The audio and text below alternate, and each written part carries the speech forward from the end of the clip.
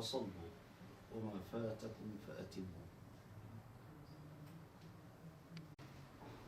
فأتموا هذه فيها فأكملوا فقدوا فترتب على ذلك مذهبان.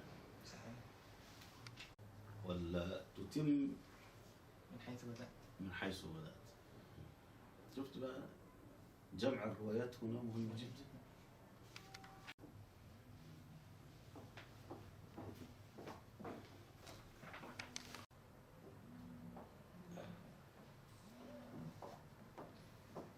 تابوا ما سجد فاسجدوا.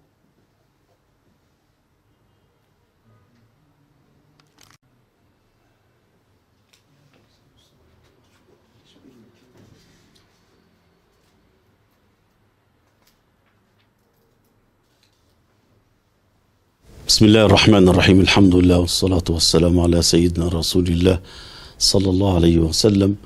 6 أشهر مضت على استشهاد الرئيس الشهيد الدكتور محمد مرسي على يد زبانية وطغاة العصر، ووسط صمت العالم كله، ونحن نرى يمنة ويسرى لا صوت يدافع عن المسلمين.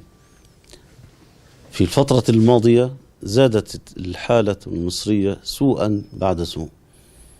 نحن نلحظ أن هناك حالة فشل شديد في إدارة ملفات الحياة في المجتمع المصري، سواء الحالة الاقتصادية أو الحالة التعليمية أو الحالة الثقافية أو الحالة الاجتماعية. في الفترة الأخيرة في خلال 30 يوما الماضية حالات الانتحار تكاد تكون شبه يومية، تصرخ فينا جميعا أن هناك حالة يأس وحالة انسداد في الأفق، فالناس تنظر يمنة ويسرى ولا تجد أملا ولا حلا، سواء في الحياة السياسية أو الحياة الاقتصادية أو بقية مناحي الحياة. كذلك فشل وعجز عن حل القضايا الكبرى التي تخص وتهم الشعب المصري، وفي مقدمتها أزمة سد النهضة الذي يهدد الشعب المصري الذي عاش كريما على ضفاف النيل، تهدده اليوم بالمجاعة، تهدده اليوم بالجفاف وبالعطش، والانقلابيون يعجزون عن حل هذه القضايا والخروج بمصر من هذه الأزمات.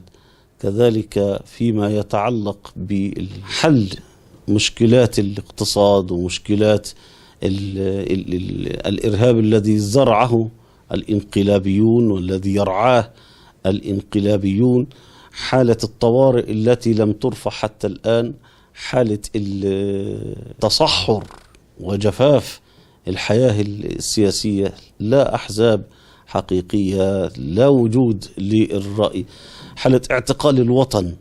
نحن الآن في حالة وفي مرحلة اعتقال الوطن والشعب بأكمله، فهذا كله ينذر بمزيد من الخطر القادم ويفخخ المستقبل أمام الشعب المصري.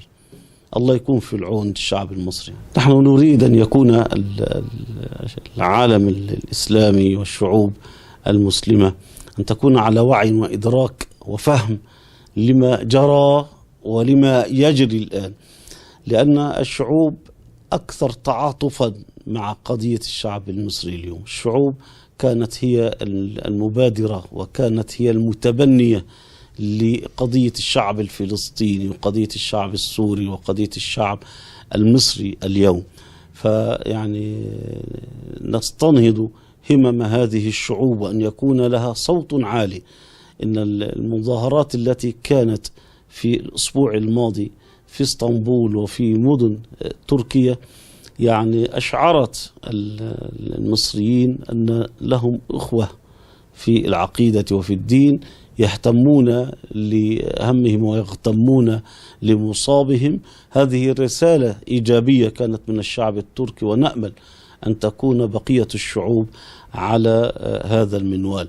الجماهير ملاعب كرة القدم في المغرب العربي لها وقفات، يعني حتى في لبنان المتظاهرون هناك يلعنون السيسي ويقول لا إله إلا الله، السيسي عدو الله.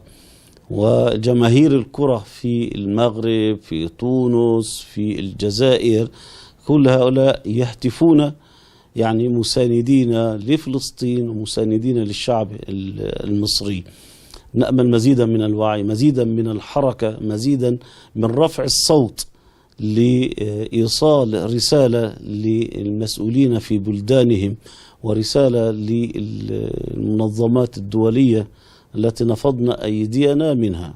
لا أمل في هذه المنظمات الدولية ولا في حكومات الدول الغربية التي يعني نصنفها أنها تخاذلت عن نصرة المظلومين وعن محاربة الظلم، بل بعضهم يمكن للظالمين ويمكن للطغاة، يمكن الحكم العسكري الفاشستي اللي موجود في مصر أو موجود في مناطق أخرى.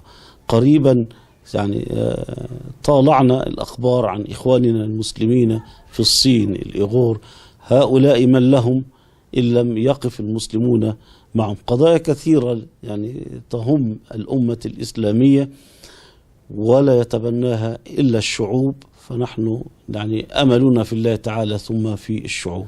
يعني أستحضر قول الله تبارك وتعالى: يا أيها الذين آمنوا اصبروا وصابروا ورابطوا واتقوا الله.